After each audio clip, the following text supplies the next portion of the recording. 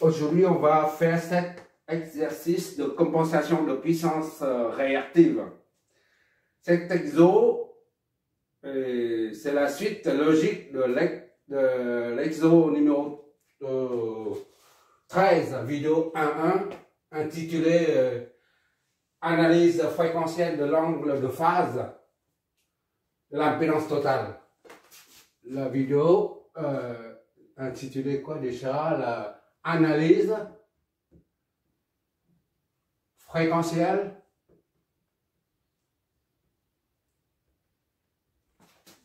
de l'angle de phase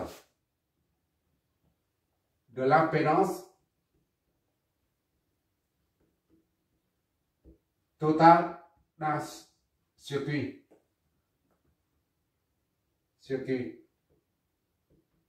Exo numéro 13, vidéo 1.1. 1.1.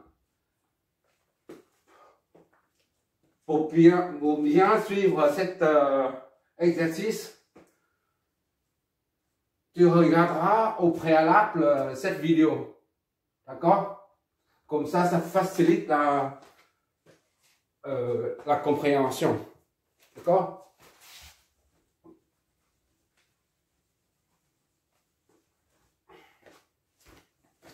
Maintenant, il faut déterminer l'angle de phase du circuit. Puis, s'il y a un angle de phase, on va comparer l'angle de phase avec le déphasage éventuel entre V et I. D'accord? Et si le déphasage entre V et I existe, alors fait de sorte que il n'y a plus de déphasage du tout. D'accord? Parce que quand il n'y a pas de déphasage, on dit on ramène le facteur de puissance 1. L'unité, c'est 1 ici.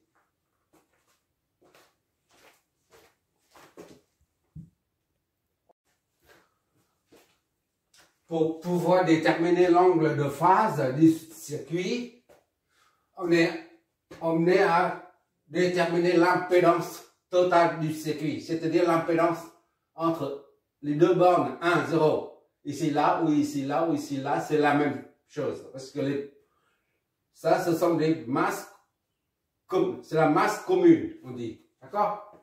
Bon, on va déterminer l'angle de phase du circuit. On va attaquer par le calcul de l'impédance totale du circuit. D'accord?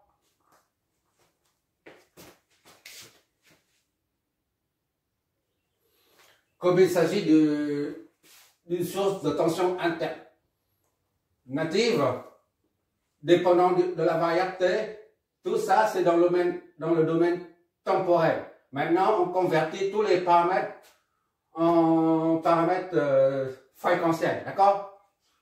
Vt, dans le domaine temporel, c'est 30 cosinus de T moins 60 degrés en volts. Domaine fréquentiel, il n'y a plus de variable T. D'accord? C'est un nombre complexe. On reprend l'amplitude et puis la phase.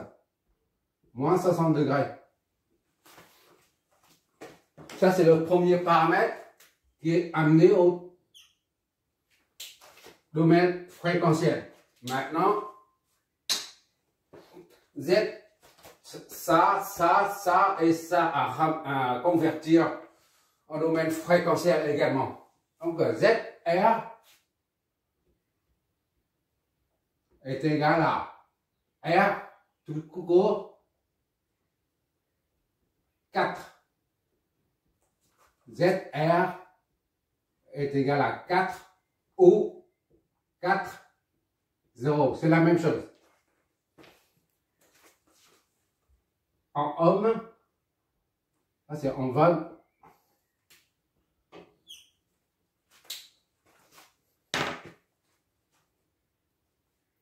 Maintenant, on va faire ça, on va convertir l'inductance ZL est égal à J oméga N. D'accord? J c'est, pour l'instant on laisse ça comme ça. Oméga c'est 1. D'accord? La pulsation c'est 1 fois T. Radian par seconde.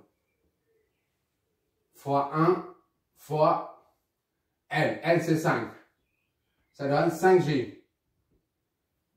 ZL est égal à 5J ou bien 5,90 degrés.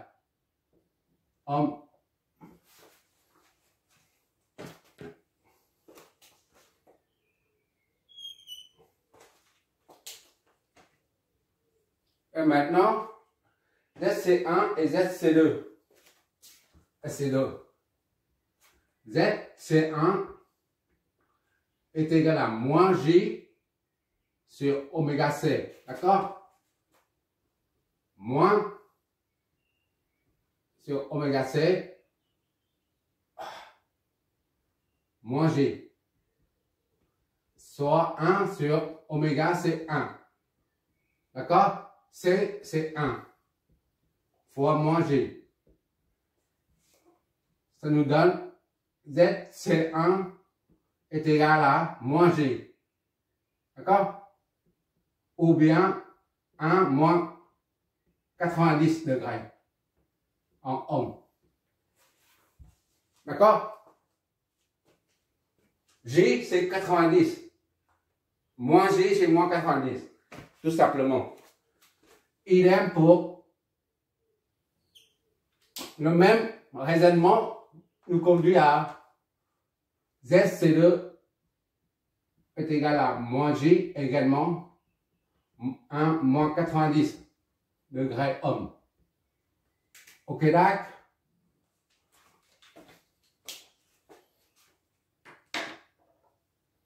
Maintenant, il faut calculer l'impédance totale. D'accord? On se sert de tous ces paramètres-là pour calculer l'impédance totale. On va noter, on va numéroter autrement. AB,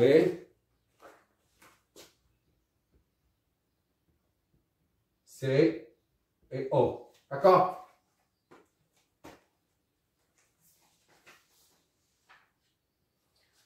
On va calculer ZBCO, cette branche-là. ZBCO est égal à Z, ici c'est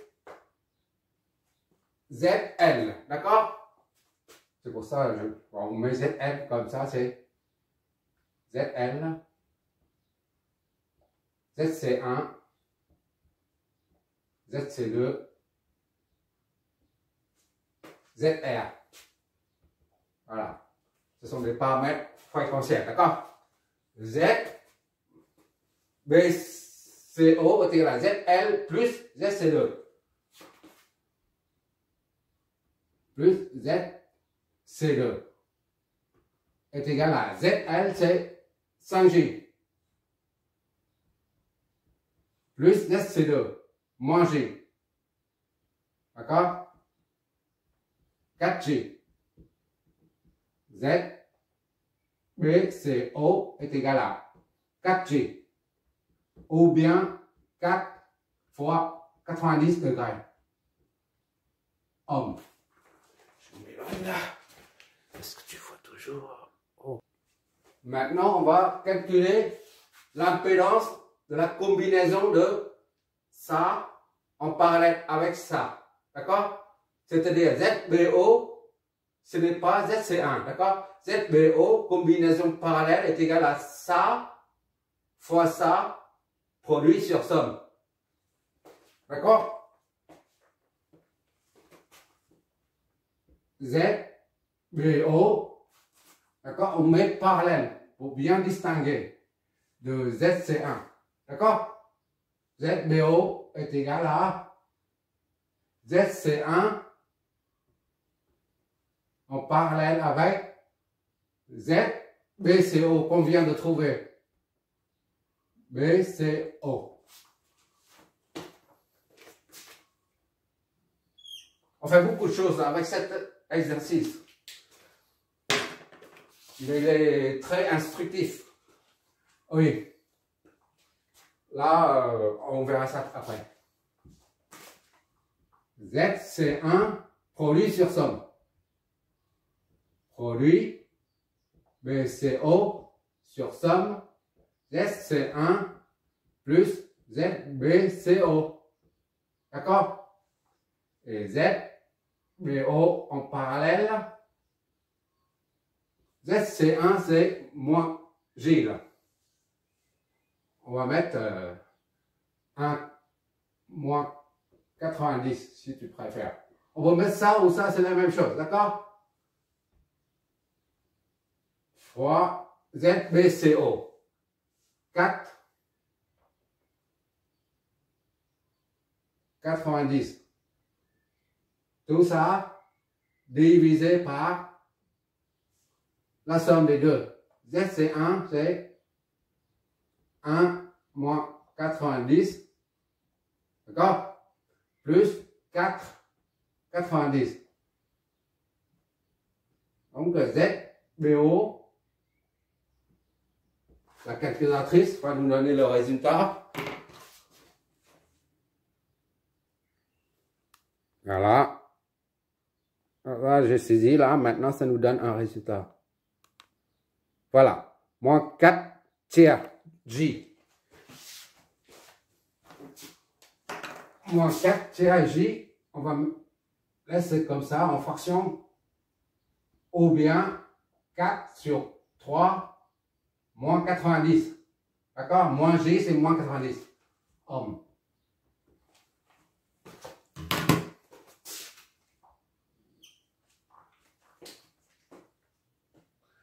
Bon, maintenant on calcule Z somme. A0 là, c'est-à-dire ça, plus ce qu'on vient de trouver, la combinaison parallèle. Ça, en parallèle, plus ça. Ça fait l'impédance totale du circuit. D'accord? L'impédance totale du circuit, on va la baptiser Z. Comme ça.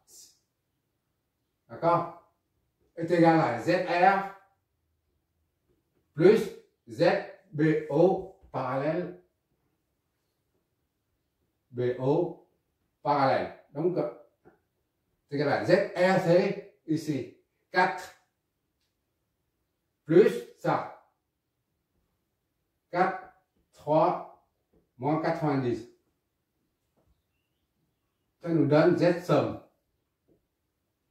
L'impédance totale du circuit. D'accord? On va réutiliser le résultat précédent. D'accord? Regarde, je convertis ça en module de phase. On va convertir en module de phase pour que tu vois. Voilà. Tu vois, 4 tiers et moins 90. Bon, maintenant, plus 4. 4 plus tout ça. 4 plus le résultat précédent. Vu, ça nous donne ça. Voilà. Et voilà, en module et phase.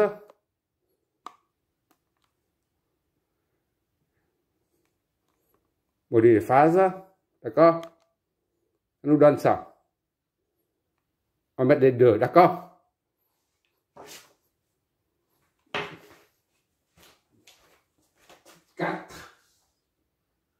Moins 4 sur 3, J est égal à 4, racine de 10 sur 3, moins 18,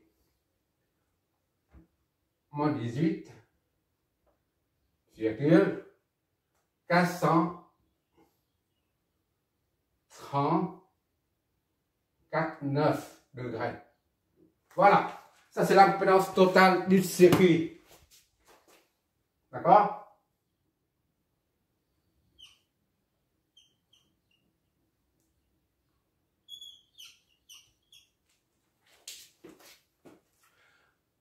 Maintenant, à partir de là, on peut conclure que l'angle de face du circuit, c'est moins. D'accord?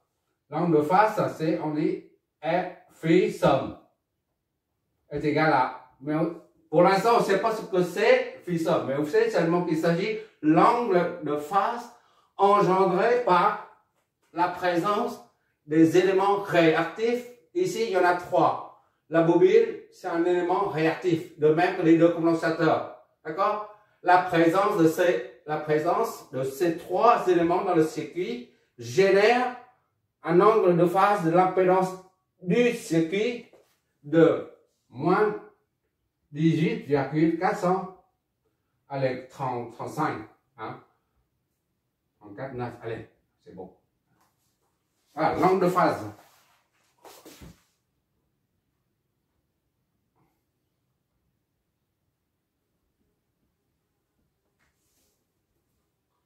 Angle de phase du circuit et phi somme est égal à ça, en degrés. D'accord? Voilà. Ça, c'est pour répondre à la première question. Ça, c'est 1,1. 1,1. Tu frottes. Ah ouais, c'est bon, tu vois. Ça, comme on a dit, la puissance complexe contient toutes les informations du circuit. D'accord? S est égal à V fois I complexe sur 2. Et ça, c'est égal à le module fois phi. Phi ici correspond à phi somme. C'est que ça correspond à ça en fait. On verra, on vérifiera bientôt là si l'angle de déphasage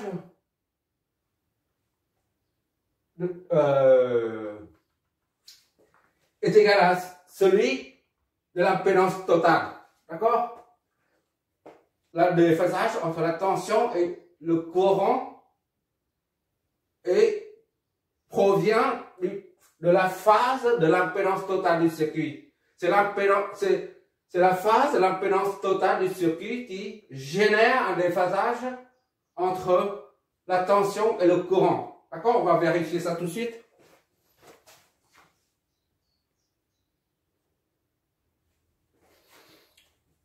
Je vais effacer ici, là, et je mets, puisqu'on a mis les paramètres fréquentiels dans le circuit, il faut mettre ça aussi. D'accord? Mais comme il n'y a pas assez de place, je efface ça et je mets son équivalent en fréquentiel. Bon. En fréquentiel, c'est ça. V, il n'y a plus de variable T, V est égal à 30-60 et moins 60 degrés. Voilà. Bon, pour calculer le déphasage du circuit là, on va voir s'il y a un déphasage. D'accord? Le déphasage, si il existe. Maintenant, on va voir si le déphasage existe. Et pour ça, il faut trouver, on a déjà la tension. Il faut trouver le courant. Et on compare les deux pour voir s'il y a un déphasage. D'accord?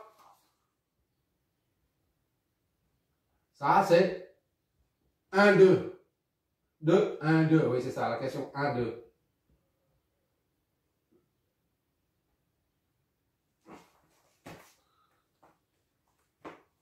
V est égal à RI, d'accord? Z somme fois I. Z somme, c'est à ce niveau-là. Z somme, c'est là. Z somme, c'est là. D'accord? Z somme. Qu'on a trouvé là. 4 racines de 10 sur 3 de façon moins, ça, ici. D'accord? Donc, I est égal à V sur Z somme. V, c'est 30, 60, moins 60 plutôt, divisé par Z somme, c'est ça. 4 racine de 10, ou simplement on met ça. Moins 4 sur 3G. C'est la même chose que ça, hein, mais là, comme on a un nombre décimal, il n'y a pas de précision. C'est pour ça que j'ai pris ça, pour qu'il y ait une précision. Donc on peut, donc, I, et donc, est égal à, je mets la lumière, voilà, comme ça. Ça nous donne ça. En décimal, ça donne ça. D'accord? Convertir en phase, module de phase.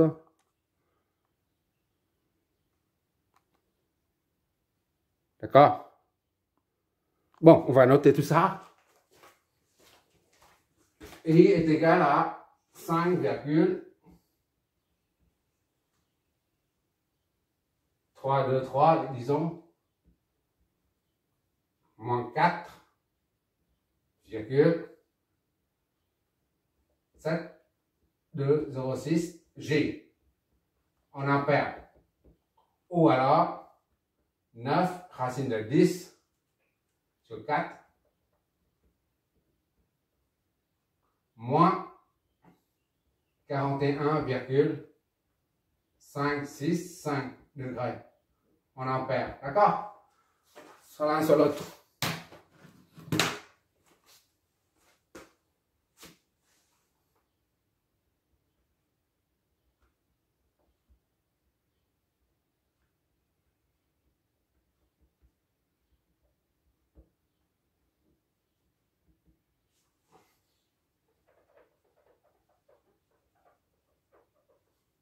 Voilà.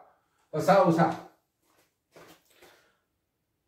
Tu te rappelles, chaque fois on a le nombre imaginaire J, il s'agit de la partie réactive. Lorsqu'on fait un calcul de puissance, il s'agit, cette partie imaginaire représente la puissance réactive. Et lorsqu'on calcule le courant I, cette partie représente le courant réactif. D'accord? Et ici le courant actif. I, P. Et ça c'est I, Q. Voilà, ça c'est sous deux formes.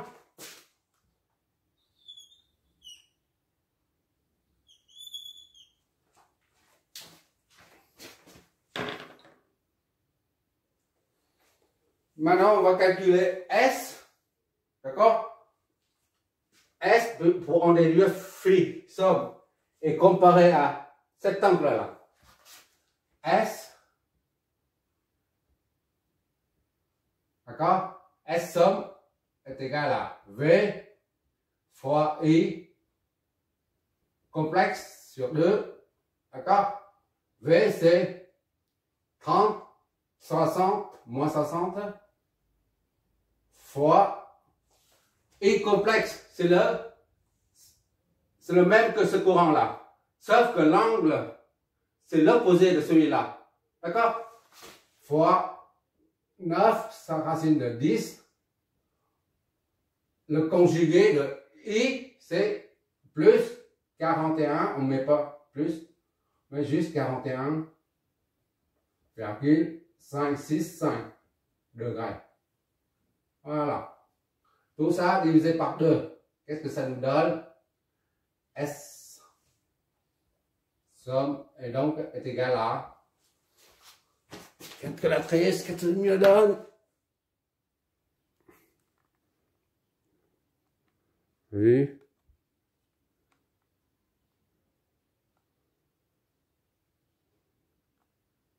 Voilà. Divisé par 2, ça nous donne ça. Et on convertit en module de phase pour pouvoir comparer. Tu vois, on trouve moins 18, 435 comme phase. On recopie tout ça. S somme est égal à 101,250 moins 33,75. G est égal à 106 726 8 27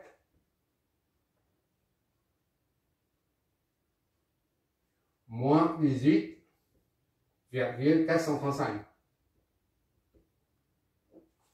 Voilà.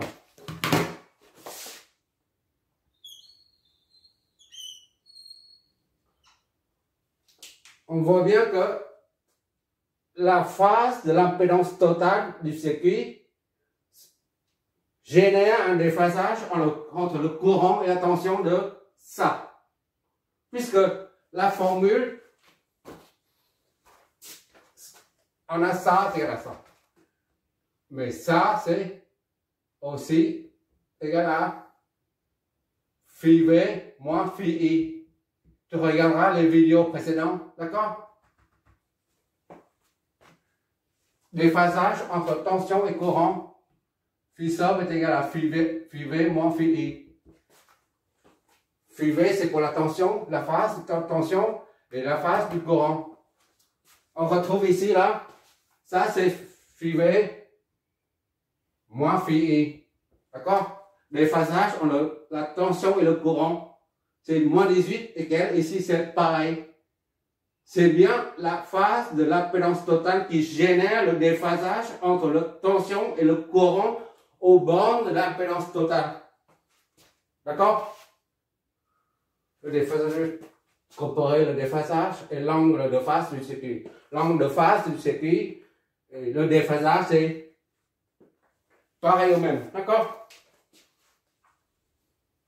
Et maintenant, puisqu'il y a un déphasage entre le courant et la tension, ça c'est l'angle de phase. D'accord? Ça c'est ici, c'est 0. La tension c'est à 30 moins 60. 45 moins 60 ici. Grosso modo, d'accord? 30 et moins 60 degrés. Ça c'est V. D'accord? Et I c'est moins 41. D'accord? I, le déphasage, I. Moins 41. 45 ici c'est moins 41. I c'est 9.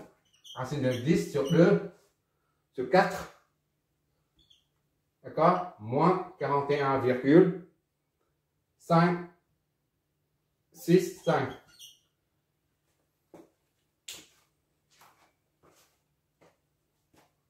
On fait la différence.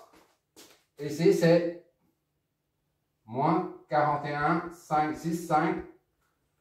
Ici, c'est moins 60. 60. D'accord? La différence des deux. La différence des deux pour avoir le déphasage. Pour vérifier le déphasage. Tu vois, on a 18. D'accord? Bon, ça c'est 18 degrés. Entre les deux là. Mais comme l'angle se trouve comme ça là, c'est négatif, moins 18. D'accord? Moins 18, c'est 5, 6, 5 degrés. Donc il y a maintenant, on sait maintenant, à cause des éléments réactifs dans le circuit, ça génère un déphasage entre le courant et la tension. Et celui-là est